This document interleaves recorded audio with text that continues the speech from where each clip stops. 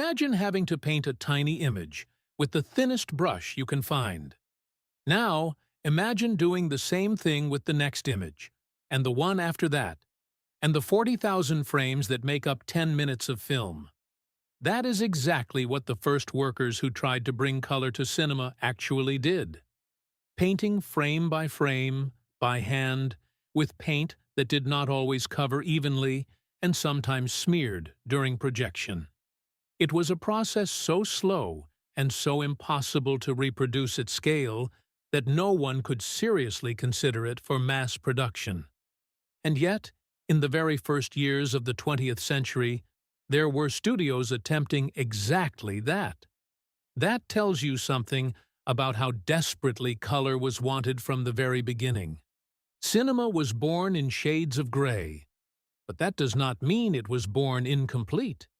Black and white was a language in its own right, with its own rules and its own expressive power. Directors of the silent era and early sound cinema knew precisely what they could do with contrast, with light and shadow. The angle of a lamp falling across a face could say more than any line of dialogue. The darkness of a hallway could generate tension that color, in the wrong hands, would only have undermined. That matters before we talk about the arrival of color, because color did not come to rescue an inferior cinema. It came to add a new dimension to something that already worked with tremendous force. The desire to add color was as old as cinema itself.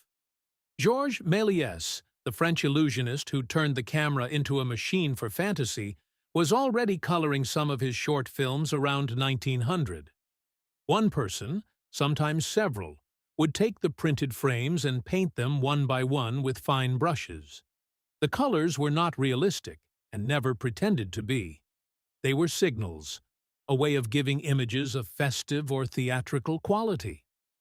But the whole approach was completely unsustainable for industrial production. If a film had 10 copies circulating in different cities, someone had to paint each of those thousands of frames 10 separate times. Once cinema moved from a fairground curiosity to an industry with real distribution networks, that method was simply out of reach for almost any production. The more practical solution was tinting. Instead of painting individual frames, the entire reel was submerged in a dye bath. The result was a monochromatic image washed in a specific color: blue for night scenes, red or orange for fire, green for outdoor daytime shots, warm amber for interiors. It was not color in any photographic sense. It was an emotional code, a set of conventions that audiences learned to read without anyone explaining them. There was also a chemical variation called toning, which replaced the silver salts in the film emulsion with compounds that produced different hues, with results that felt more integrated into the image. Both techniques were used for decades, even after photographic color systems began to develop. The French company Pathé also developed a system using perforated stencils to apply color to specific areas of the frame, something like an industrial stamping process on celluloid, though the process remained slow and limited. In the meantime, other inventors were chasing something different, not coloring the image after it was filmed, but capturing color directly in the camera. The first commercial system to attempt this with any real success was Technicolor, introduced in Britain in 1908. The camera filmed through alternating filters, first red and then green, at a higher speed than usual. Projection worked on the same principle. The alternating frames were shown in rapid succession, and the eye fused them into an image that appeared to have color. The problem was that motion created halos around the edges of moving objects, because the two frames representing a single moment had actually been captured at slightly different times. Technicolor was a genuine step forward, but its limitations were visible to anyone paying close attention. The company that ultimately defined that search was Technicolor, founded in Boston in 1914 by Herbert Kalmus and Daniel Comstock. Their early systems also used two colors, captured through a prism that split incoming light into two beams, hitting two separate strips of film. When printed together, the result had more life than tinting, but still lost a great deal of color information and tended to give human skin a reddish or orange cast. It was better, but it did not fully convince. The decisive leap came in the 1930s with three-strip Technicolor. Instead of capturing two color components, the camera split incoming light into three: one channel for the reds, one for the greens, and one for the blues. Those three together are enough to reconstruct virtually any visible color. The result was a richness of palette that no previous system had achieved. Reds were genuinely red, skies had real depth, and human skin appeared with a range of subtle tones that had never been possible before. Three-strip Technicolor also had a saturation that exceeded everyday life. Its colors were more intense, more purely themselves than anything in the real world could be. That was not a technical flaw. It became an aesthetic choice. Using that system came with real physical and economic consequences. The camera weighed over 100 pounds and demanded enormous amounts of light. Sets had to be lit at an intensity that generated genuine heat. Actresses recalled decades later the suffocating conditions on color shoots, the sweat under makeup that had been specially formulated for that process, because the makeup used in black and white simply did not work in color. The same applied to sets and production design. A background that functioned perfectly in grayscale could become visually chaotic if its actual colors clashed with each other. Art direction had to be rethought from the ground up. Technicolor also refused to sell its cameras. They were rented out, with the company's own technicians sent along to supervise the process. For years, Natalie Kalmus, Herbert's ex-wife, worked as a color consultant on virtually every production that used the system, with genuine authority over what colors could appear on screen.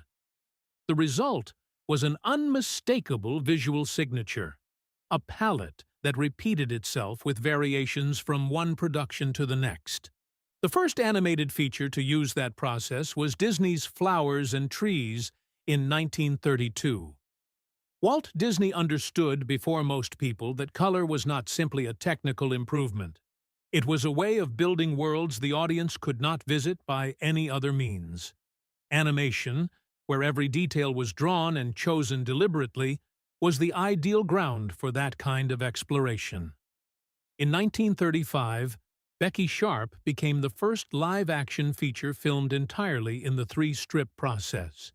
It was received with technical admiration more than narrative enthusiasm, but it proved the system could sustain a full studio production. What remained was convincing producers that the additional expense was worth it. Color still cost more in every respect. There were also those who looked at it with genuine skepticism. Some directors and cinematographers felt that the extreme saturation of Technicolor made images look artificial, too glossy to carry serious drama. That tension between color as a tool of fantasy and color as a tool of realism took years to work through. In the meantime, color was used mostly as a special event, reserved for musicals, westerns, and fantasy productions where visual spectacle was part of the sales pitch. And then, in 1939, two films arrived that changed the conversation entirely. Gone with the Wind and The Wizard of Oz were released within months of each other, and both put Technicolor on a scale of visibility that no previous production had come close to. The burning of Atlanta in Gone with the Wind was a demonstration of what color could do with drama and scale. But it was The Wizard of Oz that used color in a way no film had tried before, as a narrative element in itself. Dorothy lives in sepia, in a world without brightness, and when the door of her house opens onto the land of Oz, the image transforms. It is not simply that there is more color. It is that color itself signals she has crossed into somewhere else entirely. The sepia was not the lesser version of color. It was the deliberate choice that made color meaningful when it finally arrived. Color took decades to become the standard. It did not replace black and white overnight. The two existed side by side, were chosen between, argued over.